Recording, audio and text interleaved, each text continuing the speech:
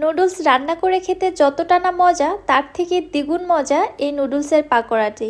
আমার তো মনে হয় অধিকাংশ মানুষেরই এই রেসিপিটি অজানা। আসসালামু আলাইকুম everyone, welcome back to my channel. আজকে আমি তৈরি করছি ক্রিস্পি নুডলস পাকোড়া। আপনারা একবার এই পাকোড়াটা বানিয়ে খেলে নুডলস রান্না করে খাওয়ার কথা তো ভুলেই যাবেন। পাকোড়াটি যেমন ক্রিস্পি তেমনি খেতে তো অত্যন্ত সুস্বাদু। ছোট থেকে বড় সকলেই খুবই পছন্দ করবে। চলুন রেসিপি দেখে আসি। নুডলসের পাকোড়া বানাবো, নুডলস তো লাগবেই। এজন্য আমি এখানে নিচ্ছি 4 প্যাকেট মিস্টার নুডলস।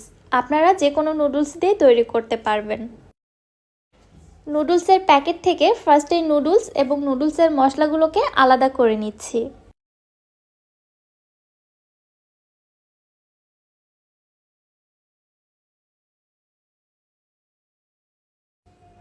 এবারে চলে যাচ্ছি নুডলসের পাকোড়া তৈরির মূল প্রিপারেশনে। চুলায় একটি প্যানের মধ্যে আমি পানি গরম করতে দিয়েছি। 4 প্যাকেট নুডলসের জন্য এখানে আমি 1.5 কাপ পানি দিয়েছি। পানিটা যখন ফুটে উঠেছে তখন এর মধ্যে নুডলসগুলোকে আমি একটু ভেঙে দিয়ে দিচ্ছি। একেবারে গোটা দেয়া যাবে না, তাহলে পরবর্তীতে পাকোড়া তৈরিতে একটু প্রবলেম হতে পারে, এজন্য ভেঙে দিতে হবে। এবারে নেড়ে চেড়ে নুডলসগুলোকে খুব ভালোভাবে সেদ্ধ করে নিচ্ছি। নুডলসের প্যাকেট থেকে যে মশলাগুলো আমি আলাদা করে বের করে রেখেছি ওইখান থেকে 2 প্যাকেট মশলা এখানে দিয়ে দিচ্ছি, বাকি 2 প্যাকেট পরবর্তীতে ব্যবহার করব। এইভাবেই নেড়ে চেড়ে নুডলসগুলো ভালোভাবে সেদ্ধ হওয়া পর্যন্ত এবং সম্পূর্ণ পানিটা শুকিয়ে আসা পর্যন্তই জাল করে নিতে থাকবো। দেখতেই পাচ্ছেন নুডলসগুলো খুব ভালোভাবে জাল করা হয়ে গিয়েছে, এর মধ্যে আর কোনো পানি নেই, খুব ভালোভাবে পানিটা টেনে গিয়েছে। এবারে নুডলসগুলো চুলা থেকে নামিয়ে অন্য একটি পাত্রের মধ্যে ট্রান্সফার করে নিচ্ছি এবং একটু অপেক্ষা করছি এর মধ্যে থেকে অতিরিক্ত গরম ভাবটা বের হয়ে যাওয়ার জন্য।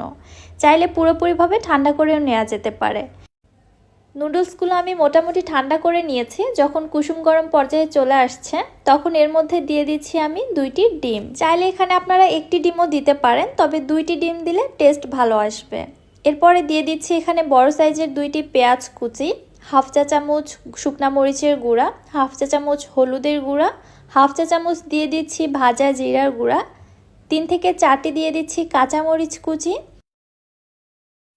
1/4 টিস্পুন দিয়ে দিচ্ছি লবণ, হাফ কাপ ধনিয়া পাতা কুচি এবং সবশেষে দিয়ে দিচ্ছি এখানে হাফ কাপ কর্নফ্লাওয়ার।